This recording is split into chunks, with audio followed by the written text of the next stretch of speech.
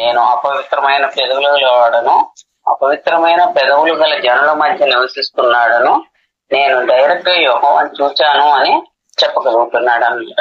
అట్టి రీతిగా యెహోవా మహిమ మన మీద ప్రకాశించుతున్నది. అలాగన పేతురు 2వ అధ్యాయము 9వ వచనం, 1వ పేతురు, ఆయన ఎందుకు అంతగానము స్తుతిస్తున్నారు అని అంటే, మనల్ని వెలుగులో నడిపించిన వాడు ఆయనే. మన వెలుగు, ఆయన వాక్యమే సత్యము, ఆయనే వెలుగు. అందువలన అలాగా స్తుతించాలి. శరాపులు సైతము స్తుతించారు. మనమే పాటి వారము, మనం ఇంకా ఎంతో కృతజ్ఞతగలిగి స్తుతులు అర్పించే వారంగా ఉండాలన్నమాట. అయితే మీరు చీకట్లో నుండి ఆశ్చర్యకరమైన తన వెలుగును ఉంచి మిమ్మల్ని పిలిచిన వాని గుణాశ్రయములను ప్రచురము చేయు నిమిత్తము ఏర్పరచబడిన వంశమును, రాజులైన యాజక సమూహమును, పరిశుద్ధ జనమును, దేవుని సొత్తైన ప్రజలనై ఉన్నారు. మనకింత ఆధిక్యత ఇచ్చాడు అనమాట. ఎట్లా రాజులైన యాజక సమూహంలో ప్రత్యేకంగా ఏర్పరచబడిన వంశంలో ఉంచాడు మనల్ని. పరిశుద్ధ జనముగా చేశాడు. ఆయన సొత్తైన ప్రజలుగా, ఆయన స్వాస్థ్యముగా మనల్ని చేసుకున్నాడు. ఆయన ముఖ్యంగా చీకట్లో నుంచి వెలుగులోనికి నడిపించాడు. అటువంటి దేవాది దేవుణ్ణి, ఆయన గుణాతిశయములను ప్రచురము చేయాలి మనం. ఆ విధంగా మనము ఆయన మనల్ని సృజించింది కూడాను సర్వలోకములకు వెళ్లి సర్వ సృష్టికి నా సువార్తను ప్రకటించుకున్నాడు. ఆ విధంగా మనం ప్రకటన చేయగలిగి ఉండాలన్నమాట. మనకు తెలిసిన వాళ్ళకి ప్రతి దేశం అంతా తిరగలేము అనుకుంటాం, కానీ తిరిగి చెప్పేవాళ్ళు చేసేవాళ్ళు చాలా మంది ఉన్నారు. వాళ్ళ కోసం మనం ప్రార్థన చేస్తే చాలు, మనం కూడా చెప్పినట్టే ఉంటుంది. వాళ్ళ కోసం, వాళ్ళ సేఫ్టీ కోసం మనం అనుదినము ప్రార్థన చేసే వారముగా ఉండాలి. అప్పుడే ఆయన ఏమంటున్నాడు ఇక్కడ, పరిశుద్ధ స్థలములో నివసింపదగిన వాడెవడు, వ్యర్థమైన దాని యందు మనసు పెట్టకయు, కపటముగా ప్రమాణము చేయకయు, నిర్దోషమైన చేతులను శుద్ధమైన హృదయమును కలిగి ఉండేవాడే. ఆయన పరిశుద్ధ స్థలము, ఆయన గుడారంలోనికి, ఆయన ద్వారంలోనికి మనము ప్రవేశింపాలంటే మనం వెళ్ళగలిగిన వాళ్ళమా, మనం అంత ఆధిక్యత ఉందా అని అంటే ఎలా ఉండాలి అనేది చెప్తున్నాడు. వ్యర్థమైన దాని యందు మనసు పెట్టొద్దు అంటున్నాడు. అకారణంగాను అనవసరంగాను ప్రమాణాలు చేయొద్దు అంటున్నాడు. నిష్కపటమైన చేతులు, శుద్ధ హృదయము కలిగి ఉండాలని అంటున్నాడు. వాళ్లే ఆయన పరిశుద్ధ స్థలములో నిలువదగిన వారు. ఆయన ఆ తర్వాత 5వ వచనంలో ఆయన ఆశీర్వాదము పొందుకోదగిన వారు అనమాట. ఆయన నీతిమత్వమును పొందుకోదగిన వారు అన్నమాట. ఆ విధంగా ఉండటానికి ఆయన చెప్పినటువంటి కట్టడలను, విధులను మనం గ్రహించి సాధ్యమైనంత వరకు నడుచుకొని అనుదినము కూడాను ఉదయాన్ని నడిపించమని, రాత్రి ఈ దినమంతట్లో మన పొరపాట్లు ఏమన్నా ఉంటే బయలుపరిచి క్షమించమని ప్రార్థన చేసే వారంగా ఉండాలి. ఈ ధన్యత మనకి ఇస్తున్నాడు కాబట్టి అనుదినము ఆయనకు స్తుతులు అర్పించే వారంగా ఉండాలి. ఆయన ఆశ్రయించువారు 6వ వచనంలో, యాకోబు దేవా నీ సన్నిధిని వెదకువారు అట్టివారి. అంటే ఆయన ఆశీర్వాదములకు మనం అర్హులం అన్నమాట. ఎట్లా ఆయన అనుదినము ఆశ్రయిస్తూ ఆయన సన్నిధిని ఎక్కడ ఉన్నా సరే మనం అంతరంగంలో ఆయన సన్నిధిని వెతికే వారంగా ఉండాలన్నమాట. అప్పుడే మనకు పరలోకమందు ఆయన ద్వారాలు తెరవబడతాయి అన్నమాట. ఎవరు వెళ్ళగలరు, ఎటువంటి వారు వెళ్ళగలరు అంటే మత్తయిలో చెప్తారు. మత్తయి 5వ అధ్యాయము 8వ వచనములు 10వ వచనంలో కూడా ఇలాగనే చెప్తాడు అన్నమాట. 5:8 ఎవరు ప్రవేశింపగలరు ఆయన గుడారంలో అంటే, హృదయ శుద్ధి గల వారు ధన్యులు, వారు దేవుని చూచెదరు. తర్వాత 10లో నీతి నిమిత్తము హింసింపబడిన వారు ధన్యులు, పరలోక రాజ్యము వారిది. అట్లా మనము హృదయ శుద్ధి కలిగి నీతి కోసం ఆయన అంటున్నాడు కదా, నీతిమత్వము పొందుకుంటారని. అటువంటి నీతిమత్వంలో ఉన్న వాళ్ళము పరలోక రాజ్యానికి వారసులము. ఆ రకంగా మనం ఉండగలగటానికి ప్రయత్నం చేయాలి. ఎందుకంటే ఆయనలోనే కదా మనకి విమోచన, రక్షణ ఆయనే కదా. అందువలన ఆయన్ని ఎల్లప్పుడూ ఆశ్రయించే వారంగాను, అనుదినము ఆయన్ని స్తుతించే వారంగాను ఉండాలి. మనం నీతి మార్గంలో ఎలా పొందుకోగలము అంటే, ఆయన మరణ భూస్థాపన పునరుత్థానముల యందు విశ్వాసముంచుడు ద్వారా ఆయన నిజముగా నా కొరకు, మన కొరకు, మా కొరకు లోక రక్షకుడు మా పరలోక సింహాసనాన్ని వదిలి తండ్రి కుడిపార్శ్వంలో కూర్చుండే భాగ్యాన్ని, ఆ కన్యకంతా వదిలి నా కొరకు, మన కొరకు ఈ భూలోకములకు వచ్చి మనము పొందవలసిన శిక్ష యావత్తును ఆ శిలువలో అనుభవించి, దాని యందు అనుభవించి చనిపోయి సమాధి చేయబడి 3వ దినమున లేచి 40 రోజుల పాటు అనేక మందికి కనపడి అనేక విధములుగా మాట్లాడి ఆరోహణై వెళ్ళాడు కానీ మనల్ని అనాథలుగా విడిచిపెట్టలేదు. పరిశుద్ధాత్మను మనకు అనుగ్రహించి వెళ్ళాడు. ఆత్మ చేత ఎందరు నడిపింపబడతారో వారికి ఆయన గుమ్మముల్లో ప్రవేశించడానికి అర్హత గలవారు. ఆ విధంగా దాన్ని నమ్మిన వారు, చూచి నమ్మిన వారి కంటే చూడక నమ్మిన వారు ధన్యులు అని అంటారు కదా. ఆ విధంగా చూడకుండా మనము ఆయన ప్రత్యక్షత ఇందులో రాయించి పెట్టాడు. కేవలము దానిని అనుసరించి దాని యందు విశ్వాసం ఉంచి నమ్ముట ద్వారా నీతిమంతులుగా తీర్చబడతాము. మనకు నీతిమత్వము ఆరోపించబడుతుంది అన్నమాట. ఆ విధంగా ఉన్న వాళ్లకు ఎల్లప్పుడూ ఆయన స్తుతించి ఆరాధిస్తూ ఆయన చెప్పినటువంటి పరిశుద్ధత, కపటంగా ప్రమాణం చేయకుండా శుద్ధ హృదయం కలిగి ఉన్నప్పుడు ఆయన గుమ్మములు ఎక్కడ ఎవర్ లాస్టింగ్ డోర్స్ అన్నమాట, ఎల్లప్పుడూ తెచ్చే ఉంటాయి మన కోసం. అటువంటి ఆ పరలోక రాజ్యంలో చేరటానికి మనము అర్హులము అని చెప్తున్నాడు అన్నమాట. ఆ విధంగా ఉండాలి అని చెప్తున్నాడు. ఆయన అలా ఉండాలి అని అంటే ఆయన పిలుపును మనం ఎల్లప్పుడూ గ్రహించే వారంగా ఉండాలి.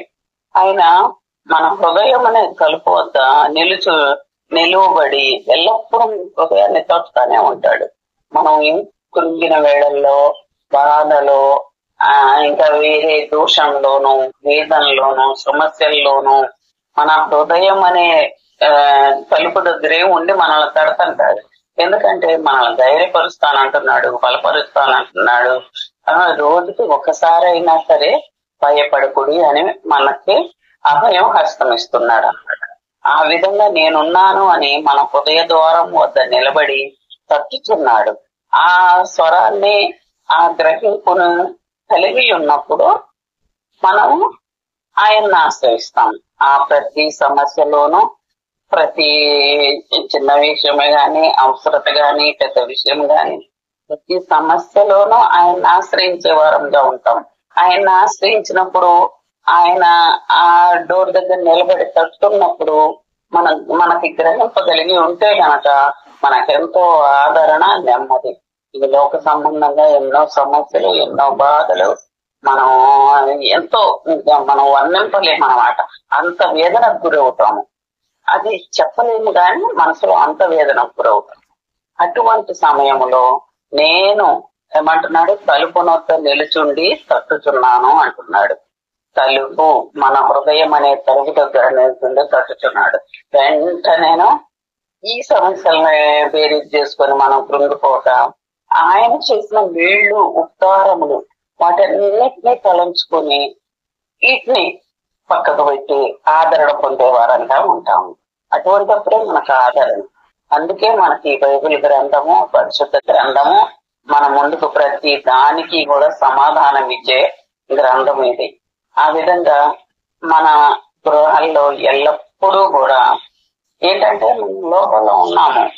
దేవుడు అంటున్నాడు, లోకము మీకు శ్రమ కలుగుతుంది, అయినాను నేను లోకాన్ని జయించున్నాను గనక మీరు నన్ను ఫాలో అవ్వండి అని చెప్తున్నాడు. ఆయన మన తప్పిదనం కోసం మనం శ్రమలు పొందుతున్నాం.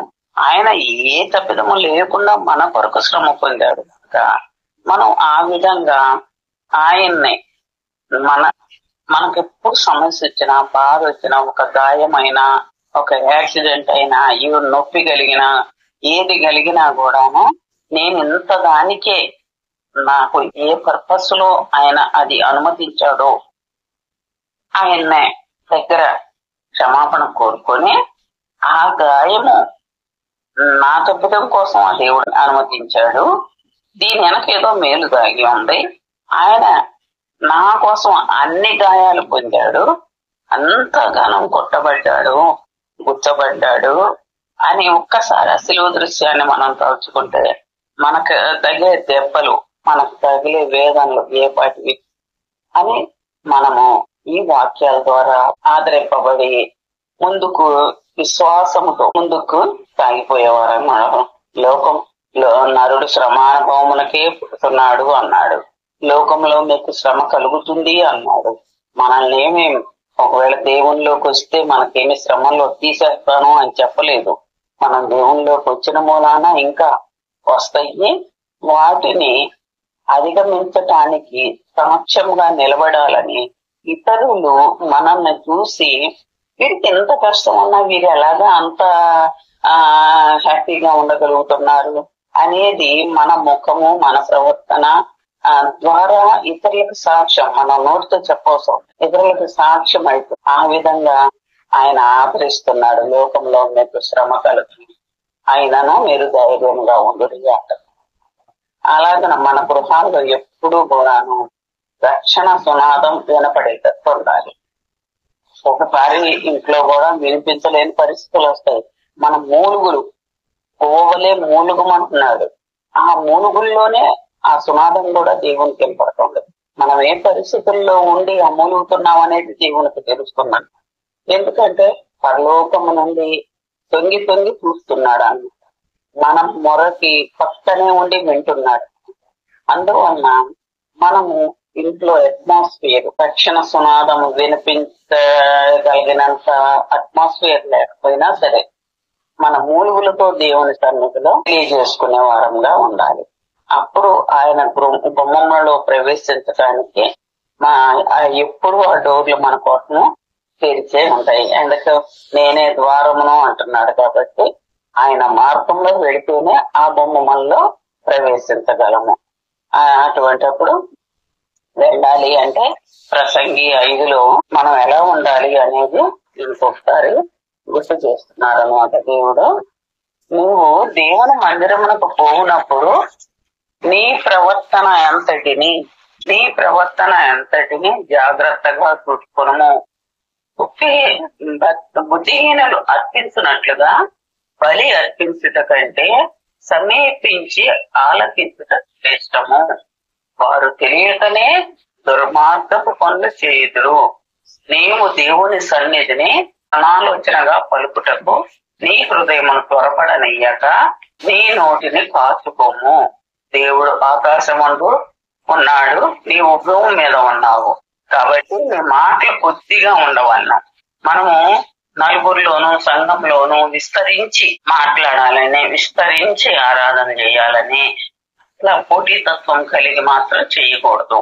ఏమంటున్నాడు, ముందు మందిరానికి వెళ్లే ముందే మనల్ని మనం పరీక్షించుకొని సరి చేసుకొని ఇప్పటి వరకు నా ప్రవర్తనలో దోషం ఉంటే దేవా నన్ను క్షమించు అని మనల్ని మనం పరీక్షించుకొని పరిశోధించుకొని క్షమాపణ అడిగి ఆ విధంగా దేవుని మందిరంలోకి అడుగు పెట్టాలి. ఇట్లా లేకుండా ఆచారంగాను సండే వెళ్ళాలి అని కేవలము ఆ ఉద్దేశంతో వెళ్ళకూడదు. ఆదివారం నా పాస్టర్ గారికి కనపడాలి అనే ఉద్దేశం కాదు.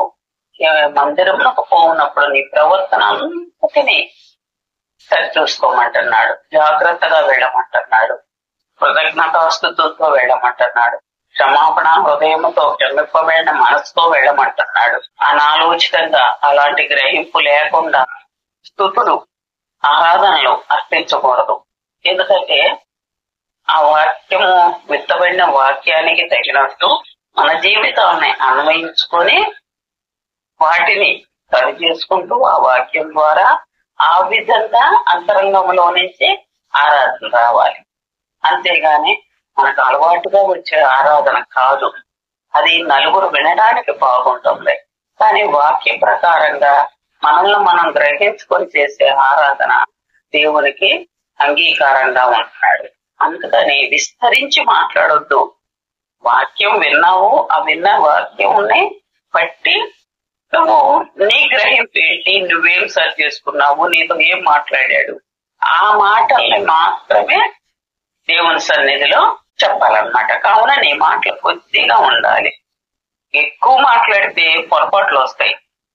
ఆ దేవుని దగ్గరే కాదు, మనం నలుగురు కూర్చున్నప్పుడు కూడా ఒకళ్ళు చెప్పేది మనం వినే మనసు ఉండాలి. ముందు మనం ఎక్కువ మాట్లాడాలని తాపత్రయపడకూడదు. అట్లా ఆ తాపత్రయం ఉంటే మాత్రం పొరపాట్లు దొరుకుతాయి. అనాలోచితంగా మాట్లాడతాం మనం. అందువలన నిజ జీవితంలోనే అట్లా ఉంటే దేవుని సన్నిధిలో ఇంకెట్లా ఉండాలి? దేవుని స్వభావంలో పారివారం అవ్వాలి. పారివారం అవ్వాలంటే మనకి ఇవన్నీ గుర్తు చేసుకుని సరి చేసుకుంటూ పొరపాట్లని విడిచిపెట్టుకుంటూ కృతజ్ఞతాస్తుతులతో వెళ్ళాలి దేవుని సన్నిధిలోకి. తెల్ల మందిరావరణంలో ప్రవేశిస్తా ఉన్నాము అంటే మనకి ప్రవేశించే అర్హత ఆ సమయానికి ఆ రోజుకి మనకి ఇచ్చాడు కాబట్టి మనం ప్రవేశించగలుగుతాం. అందుకు కృతజ్ఞతలు చెప్పుకుంటూ వెళ్ళాలన్నమాట మందిరావరణం. ఆ విధంగా మనము ఈ వాక్యాల ద్వారా చదువుకొని శ్రద్ధగా చదువుకొని వాటిని మనం గ్రహించి వాటి ప్రకారంగా దేవుని సన్నిధిలో నిలువబెడితే దేవుడు ఎంతో సంతోషించేవాడుగా ఉంది. దేవుడి కొద్ది మాటలని దీవించను గాక.